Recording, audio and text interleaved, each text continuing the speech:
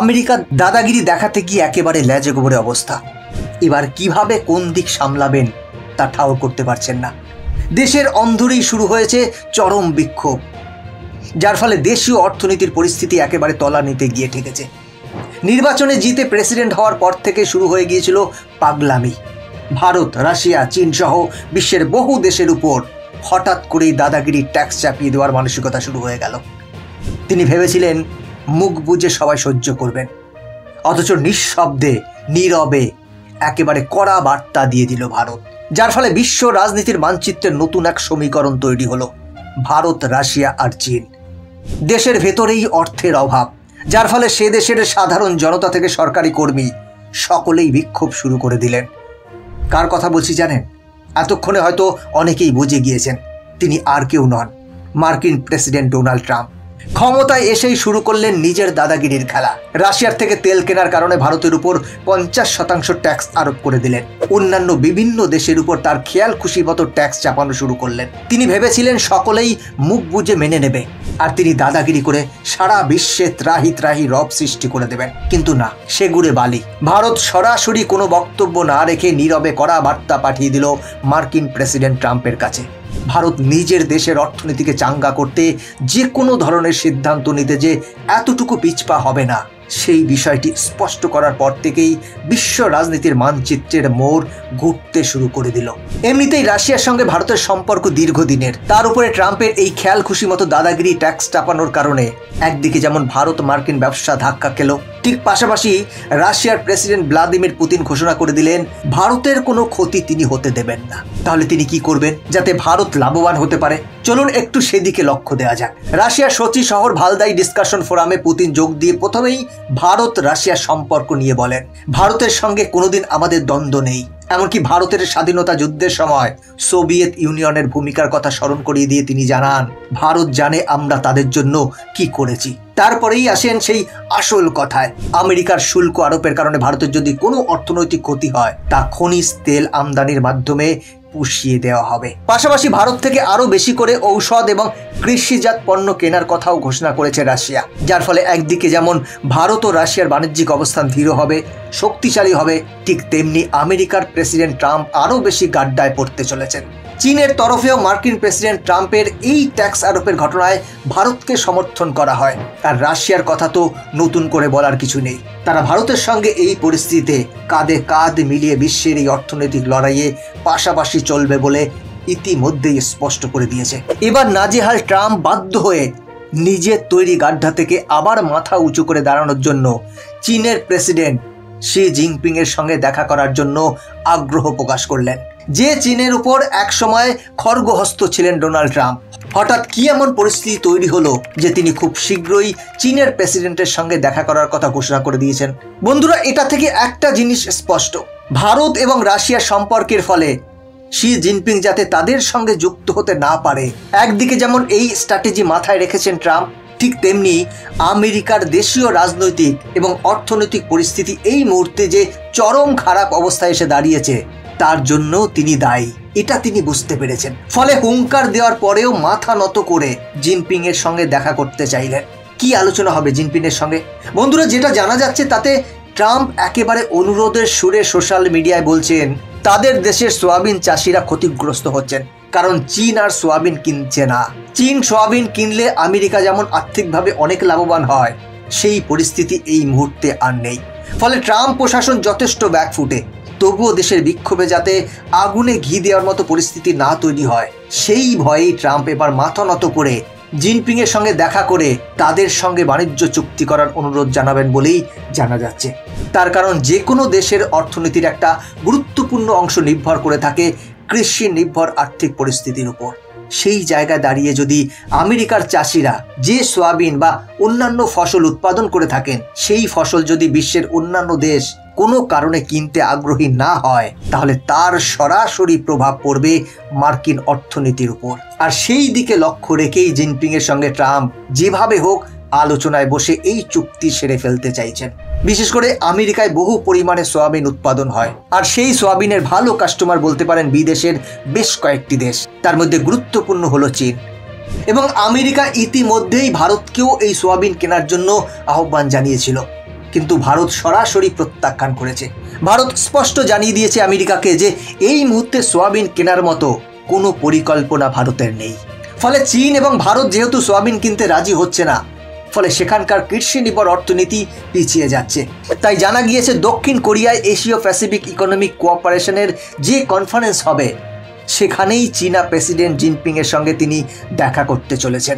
অক্টোবরের শেষের দিকে এই সাক্ষাৎ হতে পারে বলেই জানা যাচ্ছে। চীনের সঙ্গে তিক্ততা একটা সময় এমন পর্যায়ে পৌঁছে দিয়েছিলেন তিনি, ভেবেছিলেন সকলেই তার কথা মেনে নেবে। কিন্তু যখন ভারতের নিঃশব্দ অথচ শক্তিশালী অবস্থান নেওয়ার ফলে বিশ্ব রাজনীতির চেহারা অন্যদিকে ঘুরে যাচ্ছিল, তখনই তিনি মাথা নোয়াতে শুরু করলেন। শুধু কি তাই, এই মুহূর্তে আমেরিকার অন্দরে রাজনৈতিক পরিস্থিতি জানলে আপনি চমকে যাবেন।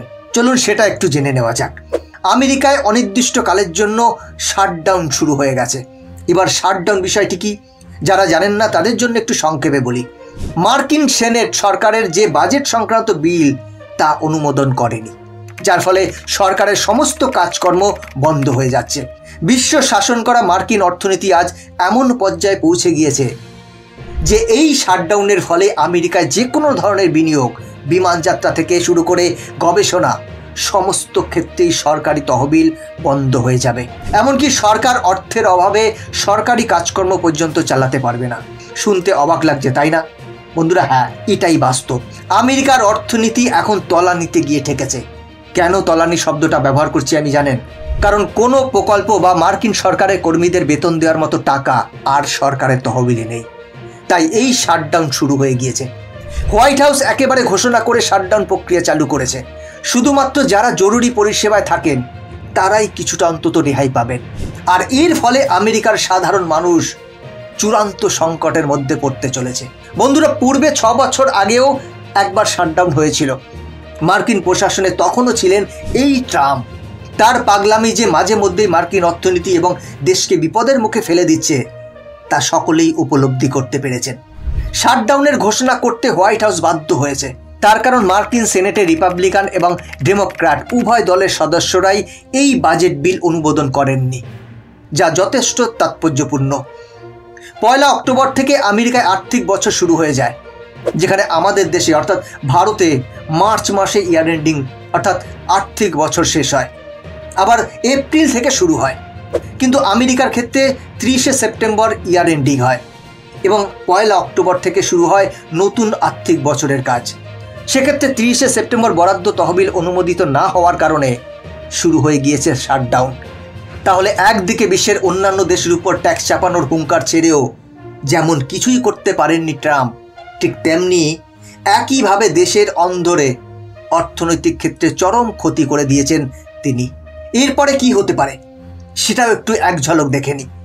ভারত রাশিয়ার বাণিজ্য চুক্তির ফলে যে বৈশ্বিক আর্থিক বাতাবরণ তৈরি হচ্ছে এবং সেক্ষেত্রে ভারত দেশের স্বার্থে একের পর এক সিদ্ধান্ত নিঃশব্দে কড়া বার্তার মধ্য দিয়ে প্রকাশ করে যাচ্ছে। তার ফলে ইদানিংকালেই দেখা গিয়েছে ট্রাম্প একাধিকবার মোদিকে ফের বন্ধু বলে আখ্যায়িত করেছেন। অর্থাৎ ভারতের কাছেও মাথা নোয়াতে হতে পারে মার্কিন প্রশাসনকে। আর সেই জায়গাটাই তৈরি হতে চলেছে। এখন দেখার বিষয়, যাদের শুধুমাত্র চরম হুমকি দিয়েই সমস্ত কিছু দখল করতে চেয়েছিলেন ট্রাম্প, বর্তমানে তৈরি হওয়া পরিস্থিতিতে তাদের কাছেই মাথা নুয়ে আবার আবেদন জানাতে হচ্ছে। আর অপরদিকে ভারত সরকার বিচক্ষণতার সঙ্গে বিশ্ব রাজনীতির মানচিত্রে কূটনৈতিক বার্তা দিয়ে নীরবে নিঃশব্দে অথচ শক্তিশালী সিদ্ধান্তের মধ্য দিয়ে দেশের অর্থনীতিকে মজবুত করার লক্ষ্যে এগিয়ে চলেছেন। তাহলে এবার প্রশ্ন, ডোনাল্ড ট্রাম্প জিনপিংয়ের সঙ্গে দেখা করার পর কি ভারত সরকারের কাছেও দেখা করার জন্য অনুরোধ জানাবেন? তার সব থেকে উল্লেখযোগ্য কারণ হলো ভারত থেকে আমেরিকায় যথেষ্ট সংখ্যক ব্যবসায়ীরা বিভিন্ন পণ্য সামগ্রী রপ্তানি করে থাকেন। এমনকি আমেরিকার ব্যবসায়ীরা সেই সমস্ত পণ্য সামগ্রী কেনার জন্য ইতিমধ্যেই ভারতের সেই শিল্প মহলে একাধিক চুক্তি সম্পাদন করে রেখেছিলেন। এবার সেই পণ্যগুলো যদি আমেরিকার ব্যবসায়ীদের কাছে না পৌঁছয়, তাহলে মার্কিন দুনিয়ায় বেশ কিছু ক্ষেত্রে এক ধরনের অস্বস্তিকর অরাজক পরিস্থিতি তৈরি হতে পারে। বিশেষ করে ভারত থেকে ঔষধ, বস্ত্র, এমনকি স্মার্টফোন, আইফোন সহ বিভিন্ন ইলেকট্রনিক গ্যাজেট সরবরাহ হয়ে থাকে। আর তা যদি এই মুহূর্তে কোনো কারণে আমেরিকার ব্যবসায়ীরা না পান, তাহলে সেখানকার অর্থনীতিতে এর একটা বিরাট নেতিবাচক প্রভাব পড়তে চলেছে, যা ইতিমধ্যেই হোয়াইট হাউস অনুমান করতে পেরেছে। ট্রাম্প বারবার ভারতের কৃষি নির্ভর ক্ষেত্রে নিজেদের বিনিয়োগ বহুগুণ বাড়িয়ে দেওয়ার জন্য চেষ্টা করেছেন, আর সেই জায়গাতেই ভারত সরকারের আপত্তি। কোনোভাবেই ভারতের যে প্রাণ শক্তি কৃষি, সেই ক্ষেত্রে আমেরিকাকে যে কোনো শর্তে বিনিয়োগ করতে দেওয়ার পক্ষপাতী নয় ভারত সরকার, যার ফলে আমেরিকার গোসা হয়েছে। তবে সেই পরিস্থিতি এখন অতীত। বর্তমানে আমেরিকার যে শাটডাউন পরিস্থিতি চলছে, তার ফলে সেখানকার সরকারি ব্যবস্থা ভেঙে পড়ার মুখে। যদি আমেরিকার মতো ধনতান্ত্রিক দেশে এই পরিস্থিতি তৈরি হয়, তাহলে কোনোভাবেই তা দেশের জনগণ মেনে নেবে না। আর সেই কারণ সামাল দেওয়ার জন্য প্রথমে চীনের প্রেসিডেন্টের সঙ্গে দেখা করে আবেদন, এবং পরবর্তীতে যদি ভারতের কাছেও করজোড় নিঃশর্ত আবেদন করে, তাহলেও কিন্তু অবাক হওয়ার বিষয় নয়। বন্ধুরা, এবার দেখা যাক পরিস্থিতি কোন দিকে যায়। বন্ধুরা, আজকের ভিডিও এখানেই শেষ করছি। এরকমই ইনফরমেটিভ ভিডিও দেখার জন্য চ্যানেলটিকে সাবস্ক্রাইব করে বেল আইকনটি প্রেস করে রাখুন। দেখা হচ্ছে পরবর্তী ভিডিওতে। ভালো থাকবেন, সাথে থাকবেন।